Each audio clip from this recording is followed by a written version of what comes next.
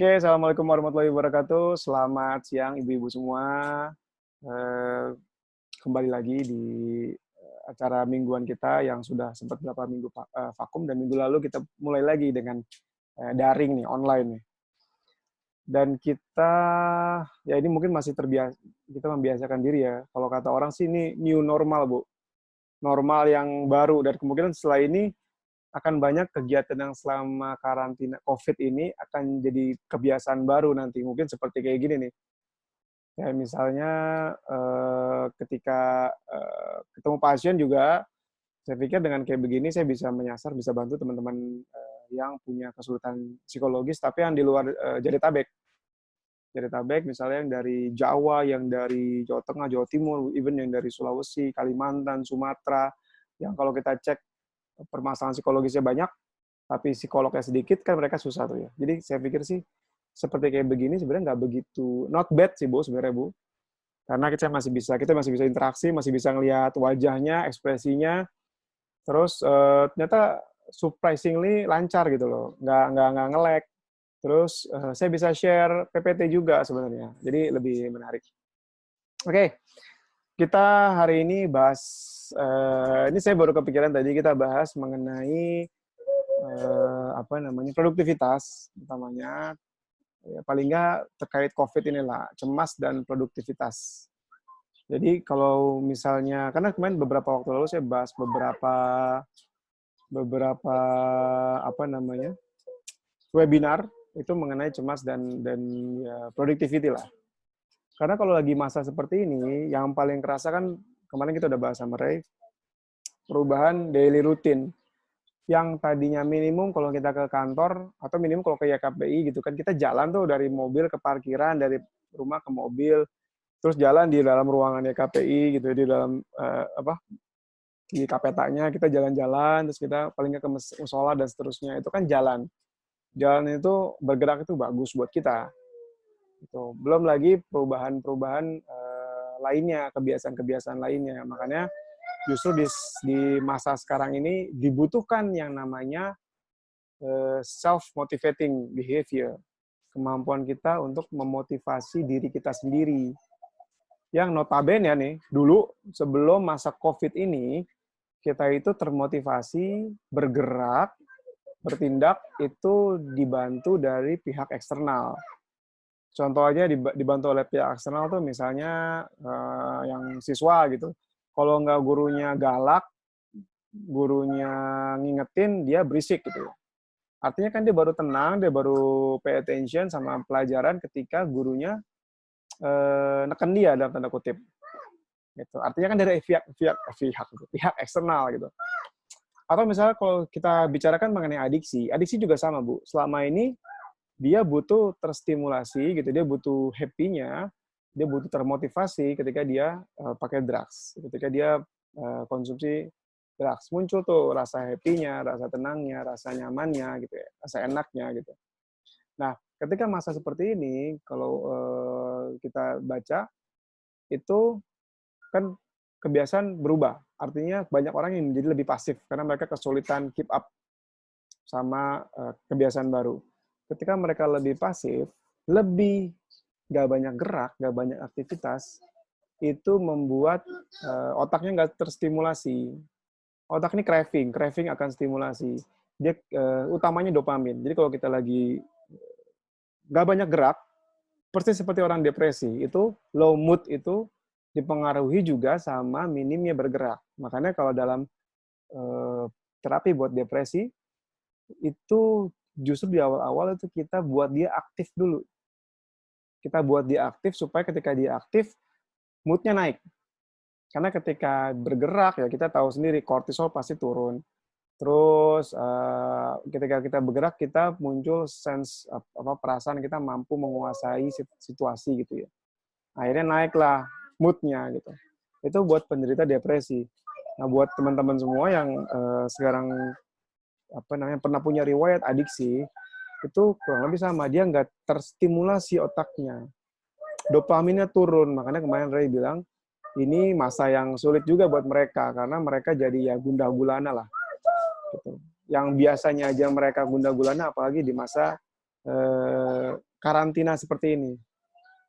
Ada satu penelitian, ini menarik Bu. Jadi ini penelitian tentang kebosanan, tentang boredom, bosan. Jadi ada sekelompok mahasiswa gitu ya, saya lupa saya pernah share di sini apa enggak. Sekelompok mahasiswa itu dikasih alat kejut listrik. Mereka suruh pegang alat kejut listrik itu, sakit. Mereka ngerasa, aduh nggak enak. Mau diulangi lagi nggak? Kata penelitinya, aku nggak mau lagi gitu. Nah, terus penelitian dimulai. Satu-satu dari mereka dimasukkan ke dalam ruangan, satu-satu nih. Di ruangannya kosong, nggak ada apa-apa, disuruh tunggu sama penelitian di ruangan itu. Sambil dikasih sebelahnya alat kejut listrik itu. 1 menit, 2 menit, 3 menit, sampai sekian menit, mereka udah mulai bosen tuh. Ketika mereka sudah mulai bosen, mereka memilih untuk menyentuh itu tadi tuh. Memilih untuk menyentuh alat kejut listrik tadi.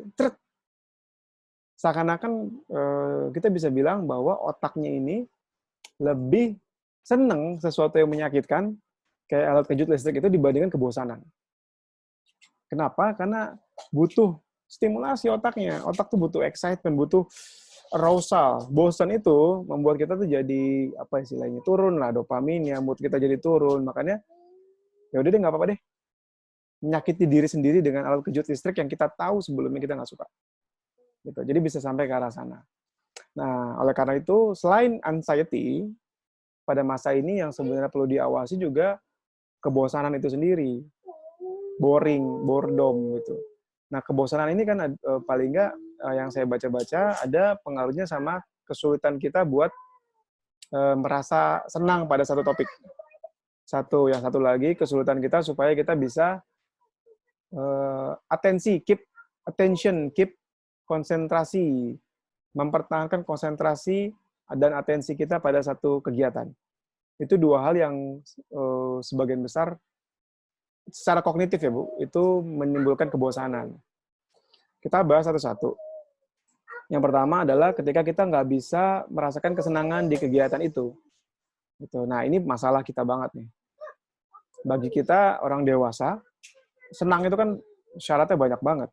Senang itu bersyaratnya berlapis-lapis dibandingkan anak kecil.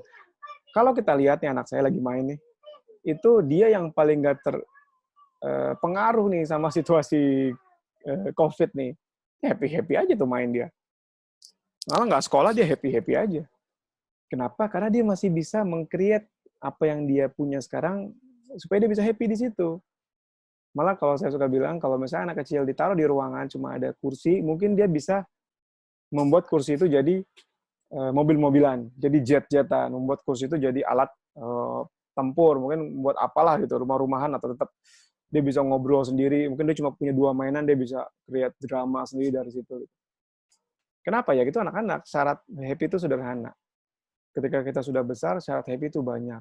Dan happy, bahagia itu perlu dikreasikan, perlu diusahakan, perlu dipaksa lah. Kita perlu dorong gitu lah ya. Kita perlu dorong.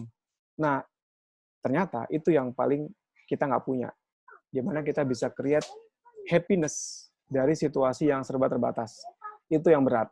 Buat kita aja berat, Bu. Apalagi buat keluarga kita, adik-adik kita, anak-anak kita yang punya riwayat penggunaan adiksi, gitu, penggunaan narkoba gitu. Itu jauh lebih berat. Karena chemical di otak mereka jauh lebih imbalance. Sederhananya kayak misalnya mahasiswa, pelajar, dia nggak bisa menghindari pelajaran matematika, misalnya. Karena kalau bisa milih ya mungkin tidak bisa ditolak tuh. Tapi kan mereka masih ngadepin matematika itu. Ketika mereka mesti menghadapi matematika itu, kan pilihannya cuma satu. Nilainya jelek, ya sudah apa adanya aja, nggak usah usaha, atau ya dia berusaha supaya dia bisa happy di situ, supaya dia bisa engage, seneng ngerjainnya. Karena kalau misalnya saya pernah bawain materi di sekolah, dulu di rumah singgah sih ya, rumah singgah, terus saya bilang pelajaran apa yang nggak disukai, rata-rata bilangnya matematika. Ada anak cowok, anak SMP, saya tanya, yang hobi kamu apa? Bola. Pernah cari nggak klub favoritnya apa? Barcelona, Mas, katanya. Tahu nggak Neymar sekarang pindah kemana? Tahu, ke PSG, Paris Saint-Germain. Gitu. gajinya berapa di sana, gajinya sekian, di Barcelona berapa gaji sekian, transfernya berapa biayanya sekian mas. Dia sampai urusan orang yang dia nggak kenal pun dia tahu. Kenapa? Karena dia happy, dia seneng gitu. Dia seneng ngelakuinnya, dia seneng explore. Kalau dia udah seneng, dia explore sendiri gitu. Karena dia seneng. Tapi ketika dia nggak senang matematika, dia nggak pernah cari tahu itu, even di YouTube. Padahal banyak sekali Bu informasi di YouTube. Ada salah satu, saya suka kasih tahu orang-orang, ada namanya YouTuber Indonesia namanya Jerome Pauline. Dia mahasiswa Indonesia, tapi di Jepang, lagi kuliah matematika.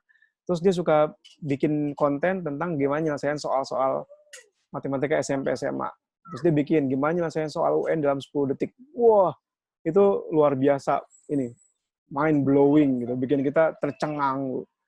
Kok bisa ya? Terus seru lagi, orangnya menarik, cara menjelaskannya menarik, media yang dipakai juga menarik. Saya kebayang kalau saya masih sekolah, saya pasti akan follow dia, saya pasti akan belajar dari situ. Belum lagi kita lihat dari Ruang Guru, dari apalagi ada banyak platform-platform kayak Zenius, itu yang bikin visual-visualnya tuh menarik. Ada kartunnya, ada gambarnya, ada videonya. Jadi itu salah satu cara supaya kita bisa menimbulkan rasa paling enggak kita ya tertarik sedikit lah sama pelajaran yang kita nggak suka. Gitu. Itu kan usaha, Bu. Nah, itu yang nggak dipelajari sama teman-teman kita yang masih belajar, adik-adik kita. Saya ngajar neuropsikologi, itu kalau kata mahasiswa, waduh udah susah mas. Ininya banyak banget, ininya termnya aneh-aneh gitu-gitu. Tapi buat saya itu menyenangkan gitu. Ketika buat saya menyenangkan, saya explore. Saya gali lagi. Nah, artinya ketika kita bicarakan mengenai kebosanan yang bisa berpotensi membuat kita jadi nggak produktif, karena kalau kita udah bosen, sederhananya otak ini kan butuh stimulasi. Yang stimulasi paling gampang dan instan dan nggak perlu usaha menghadapi matematika kayak tadi, ya apalagi Bu, kalau bukan drugs. Apalagi kalau bukan gadget, main game seharian. Apalagi kalau bukan nonton TV seharian, Netflix gitu, nonton serial. Apalagi kalau bukan gula yang manis-manis. Makanya sekarang senang orang minum gula kan, yang manis-manis. Kayak kemarin tuh ribut dalgona gitu. Apalagi kalau bukan sesuatu yang bikin kita adiktif. Itu gampang sekali membuat dopamin rush di otak kita. Tanpa kita perlu usaha yang signifikan, nggak kayak tadi matematika, nggak kayak tadi belajar neuropsikologi. Karena kita perlu berusaha tuh. Kita perlu berusaha nonton YouTube lagi gitu. Tapi ternyata ketika kita berusaha membuat happy, kayak tadi contohnya matematika atau mungkin neuropsikologi, ternyata itulah skill yang kita butuhkan, self-motivating. Kita nggak butuh didorong sama orang. Kita udah senang sendiri, kita yang dorong diri kita sendiri gitu. Itu yang miss yang hilang dari konsep pembelajaran sebenarnya. Supaya kita belajar, caranya belajar, kita belajar supaya kita bisa menyenangi satu topik sehingga kita bisa explore itu sendiri. Gitu, makanya kita perlu cari trik-triknya. Misalnya kayak tadi ya, kita coba cari dari YouTube atau cari dari media lain yang secara visualisasi pembahasannya lebih menarik. Bisa jadi kita tuh nggak suka matematika gara-gara guru kita dari SD, SMP, SMA nggak ada yang seru. So, kita nggak suka sejarah, karena dari SD, SMP, SMA tuh nggak ada yang menarik sejarah. Gurunya membosankan. Coba sekarang searching di YouTube, ada sejarah Perang Dunia Kedua dibuat simple. Ada tuh Bu, Simplify World War History. Wow, itu seru banget. Ada visualisasinya, terus dirangkum. Malah kayak buku-buku yang populer tuh kayak Carol Dweck, buku-buku yang populer lah. Daniel Kahneman dan segala macam itu di YouTube itu ada yang versi rangkumannya cuma 15 menit. Jadi ada orang baca bukunya, terus dia rangkum di YouTube, dia bikin visualisasinya. Sederhananya kan kita jadi nggak usah baca buku. Tapi kalau misalnya di topik-topik pelajaran sekolah, kita jadi tertarik, Bu. Kita bisa ngebayangin itu. Kenapa? Karena penjelasannya lebih menarik. Gitu. Jadi ingat, iya, ada iklannya Bu. Jadi kalau misalnya kita bicarakan mengenai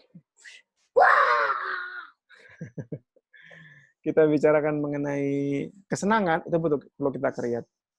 Itu makanya Saya sama Ray selalu fokus dengan produktivitas, fokus dengan keberfungsian dia. Artinya kita buat dia bisa melihat apa yang bisa kita senangin ini dari satu topik itu gitu. Sambil dia belajar. Gitu. Nah, berikutnya adalah terkait tentang fokus, tentang atensi. Emang apa hubungannya Mas atensi sama kebosanan gitu? Ada ternyata, Bu. Kita bisa bayangin nih.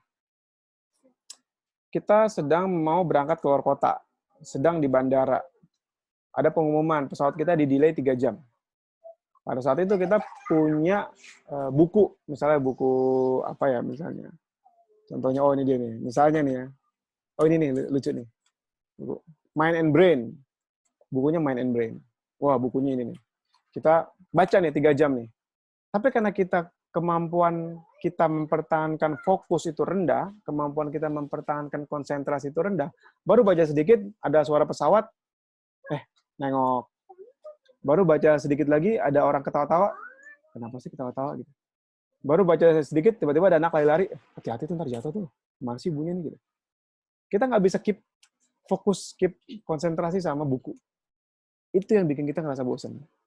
Dibandingkan dengan kita baca buku, terus kita bisa fokus baca buku itu, dan karena itu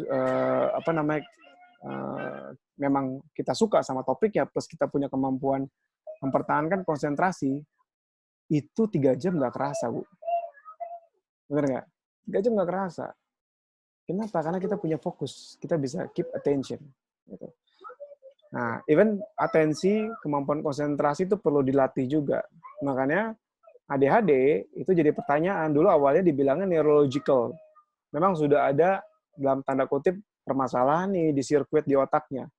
Tapi belakangan tuh udah mulai jadi perdebatan. Ini bukan neurological, ini bisa jadi psychological, cuma sekedar kebiasaan. Anak-anak yang dari kecil dibiasain nonton TV gitu ya, nonton gadget gitu ya, pasti kemampuan konsentrasinya rendah. Pasti kemampuan konsentrasinya rendah. Bisa jadi itu bukan neurological, itu psychological karena kebiasaan yang salah.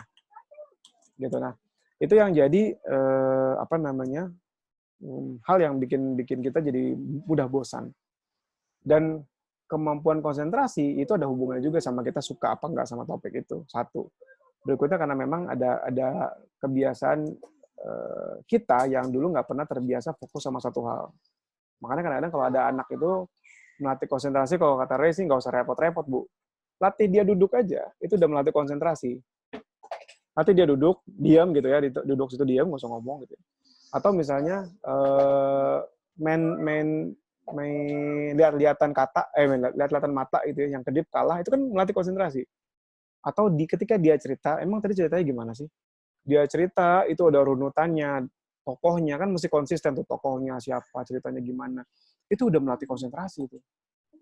Itu melatih konsentrasi. Gitu. Jadi ketika itu nggak terlatih, dari kecil kebanyakan gadget, nggak pernah ada komunikasi sama orang tuanya, nggak pernah ada komunikasi dua arah, nggak pernah ada kebiasaan yang buat dia terfokus di situ, misalnya build Lego, bangun Lego atau apa, akhirnya ya dia berkurang kemampuan konsentrasinya. Gitu. Ada salah satu teknik ini namanya Pomodoro apa Podomoro? Podomoro mah ini ya, Pomodoro teknik. Jadi teknik itu sebenarnya sederhana aja. Jadi teknik itu membuat kita bekerja selama 25 menit. Jadi kayak ada timernya, ada aplikasinya tuh di Google, di Apple, atau di laptop juga ada. Di Windows juga ada. Jadi selama 25 menit kita mengerjakan sesuatu, lalu bunyi, 5 menit istirahat. Ngapain aja, pokoknya selain belajar, selain bekerja, istirahat 5 menit. Lalu mulai lagi 25 menit, selama 2 kali putaran atau 4 kali putaran gitu. Setelah putaran kedua atau keempat, kita istirahat panjang, sekitar 15-30 menit. Istirahat tuh nggak boleh nyentuh tugas tuh. Istirahatnya ngapa-ngapain, terserah mau main kayak, mau nelpon, buka Instagram kayak. Tapi selama 25 menit, singkirkan semua distraksi, fokus di kerjaan. Nah, itu teknik yang membuat kita lebih mudah konsentrasi, karena pertama, lebih sedikit gitu, waktu 25 menit, memang rentang fokus kita itu nggak lama kok. Makanya sesi kita itu sejam.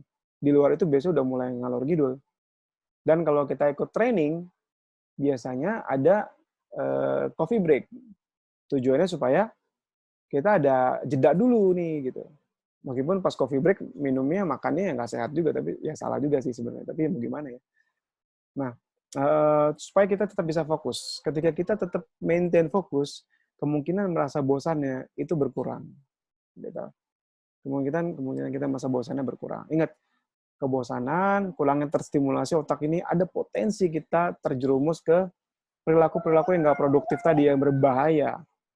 Mulai dari tadi ya, jadi sering main game, mulai jadi sering minum minuman manis, mulai jadi sering bisa jadi relapse juga, ada potensi ke arah sana. Gitu. Jadi dua itu yang perlu kita awasi. Jadi kemampuan kita supaya kita bisa happy dalam berbagai situasi, dan kemampuan kita supaya kita nggak gampang bosen dengan mempertahankan fokus. Anyway, ini ada si Ray udah join. Sebentar, saya unmute dulu. Cek. Ray? Hadir. Oke. Mau nambahin nggak? Nambahin apa? Baru join, punten. Punten ibu-ibu agak lambat habis beberes rumah, jadi upik abu dulu kan. Yang lain di mute, yang lain. Nah? Yang lain gue mute supaya kita, ini lagi di record soalnya, supaya nih. Tadi gue ngejelasin mengenai gimana kita tetap produktif. Gimana kita bisa tetap produktif. Utamanya terkait kebosanan tadi. Jadi ada literatur yang gue baca, kebosanan itu dipengaruhi sama kemampuan kita bisa merasa happy pada satu topik, sama berikutnya kemampuan kita bisa maintain konsentrasi pada topik itu gitu. Nah, jadi dua itu sih yang gue bahas tadi. Nah, dari lu mungkin ada tambahan terkait produktivitas sih, supaya ibu-ibu ini bisa tetap produktif, tetap apa istilahnya, ya nggak bosan lah, nggak boredom gitu. Oke. Ini gue nih ngomong sekarang nih. Iya dah, gantian. Gue udah 2 jam tadi. Oh, jadi sebenarnya begini.